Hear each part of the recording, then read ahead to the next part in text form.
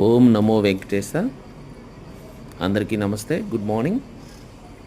ఈరోజు మేము సింహాచలం వెళ్ళామండి. అక్కడ అకామిడేషన్ గురించి కొంచెం చేద్దాం అనుకుంటున్నాం.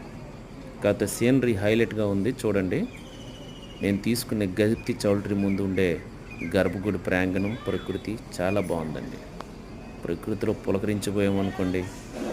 కాకపోతే నైట్ టైం సింహాచలంలో టిఫిన్ కూడా దొరకదండి. ఒక్క పరోటా దొరుకుతుంది, దాంతో పోరాటం చేయాలి. మరి అంత స్ట్రాంగ్గా ఉంటుంది. అంతకు మించి ఫుడ్ అవైలబిలిటీ లేదు.